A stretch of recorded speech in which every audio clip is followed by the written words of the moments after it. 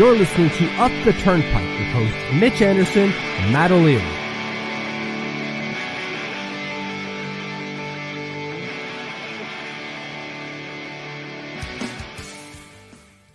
What is going on, Isles fans? I'm Matt O'Leary, joined as always by my good buddy Mitch Anderson. Mitch, it seems like we finally have some good news on the trade front to talk about. I mean, good, yes. Obvious, also yes. Like, why did it take so goddamn long to get here, right? Yes, totally fair and valid reaction. But after we were, and not just us two, but the chat in the post-game show last night was very much going through it, and we were in panic mode a little bit.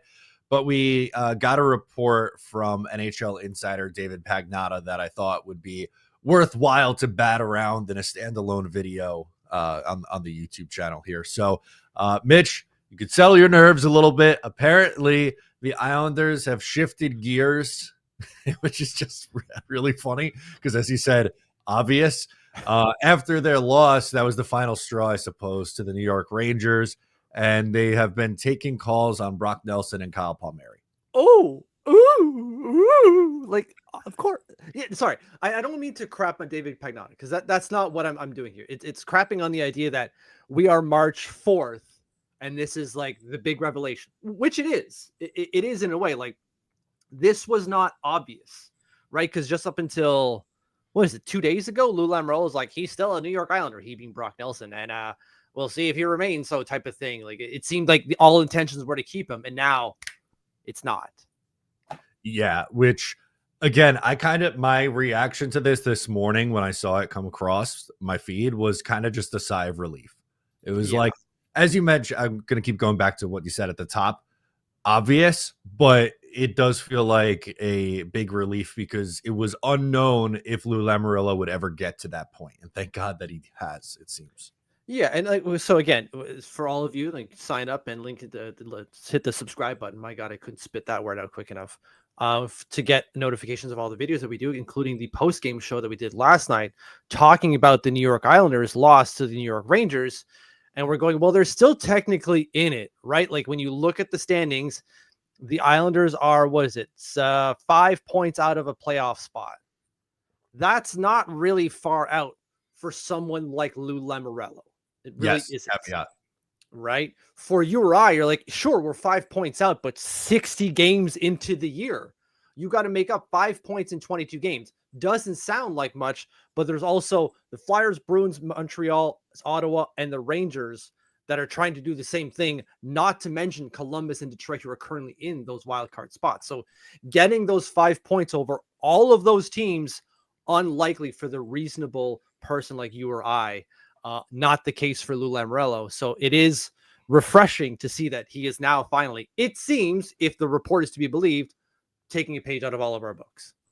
Pagnotta also mentioned the teams that have been interested in kicking the tires on both these guys. We'll start with Nelson because it seems like there's more demand there. Yeah. Also not a surprise. But here's the list of teams.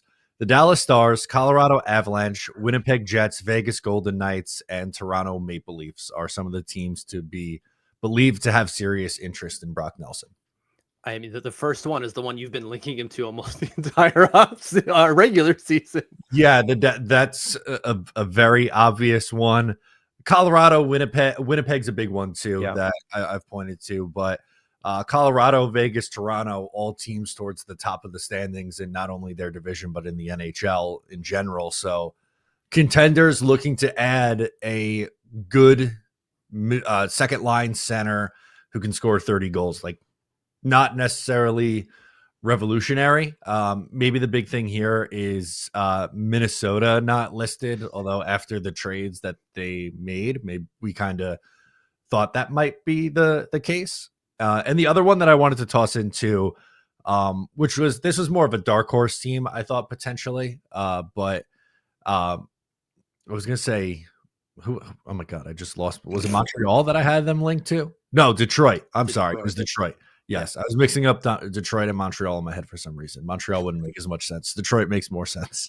It does. So yeah, of course, this isn't an exhaustive list. Like, it's not like he's checked around to every team and has confirmation from all 31 other teams in the NHL if they're in or not on Brock Nelson. This is what he has so far potentially. It wouldn't surprise me if the teams you mentioned, specifically Minnesota, was not involved. Sure, they did pick up Gus of Nyquist, but they sent a 2026 second round pick for him. They still have other assets to move around, specifically in that prospect pool that is ever so tantalizingly full of amazing prospects. One or two of those, maybe one, shakes loose, right? That would be ideal. But yeah, most of these teams make a whole lot of sense. He's got $6 million on the cap this year. The Islanders can retain up to 50% of that to get the valuation they want as well, right? Like they should not be scared to do that. Yeah, they should. And at least positive spin, Islanders ownership has seemed like pretty open with like taking on contracts and like paying. So I think if they I think they would definitely be open to retaining it, and they would get a bigger return if they retain money. So that seems like an obvious play as well. It does, and I think it makes financial sense as well. Just by this, yeah. His base salary is $4 million, so you're really actually holding a prorated $2 million worth of money for the rest of the season. What does that actually mean to you if the return is something? I'm not going to put a name out there because who the hell knows, but one of the top prospects, let's say in the Minnesota system, maybe not top, but one of the good ones. That'd be huge. That's a big win. You invest $2 million in getting someone that could return you multiple millions later on down the road. It's a shrewd investment is what it is. Exactly.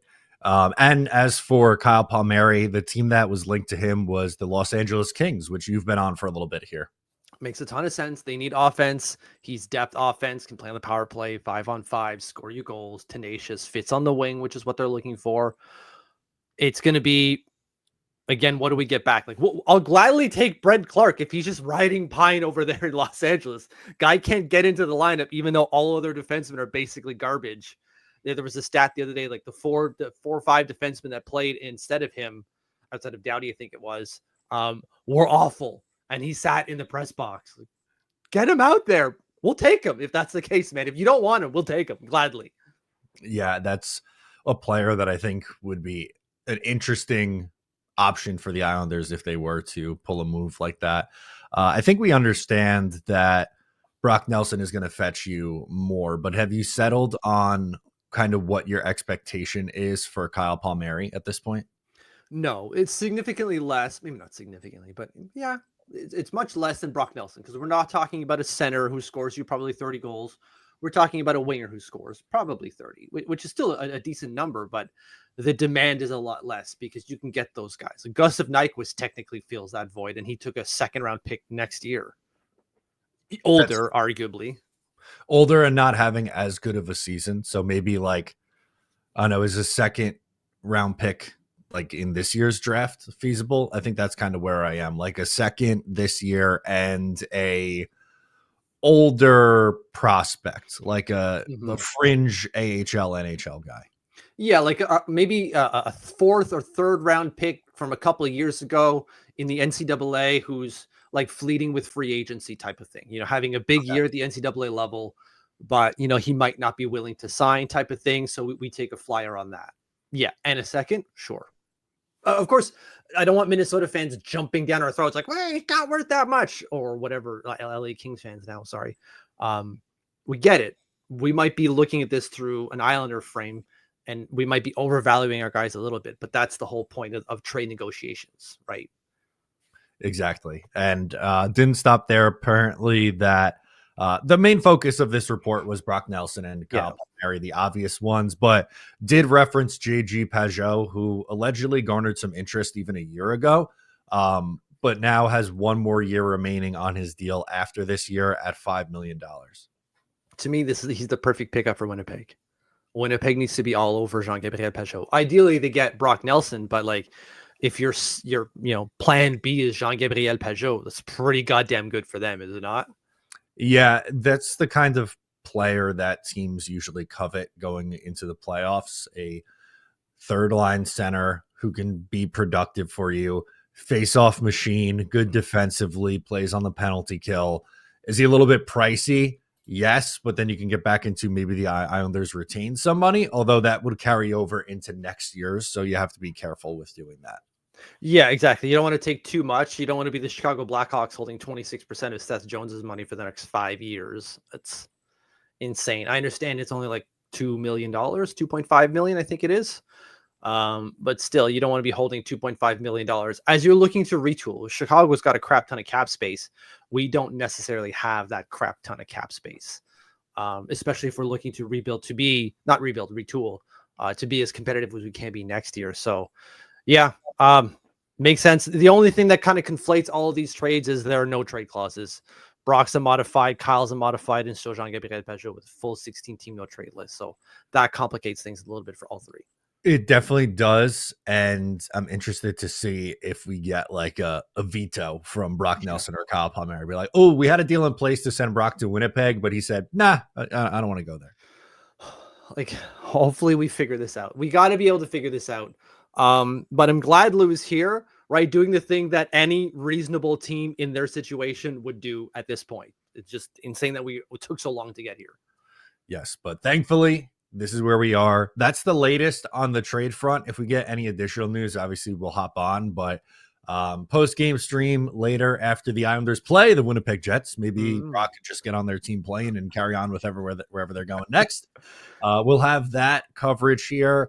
So make sure to subscribe as we continue to cover the New York Islanders as they head up to the trade deadline. But that'll do it for us on this one. Matt, he's Mitch, and we will catch you next time.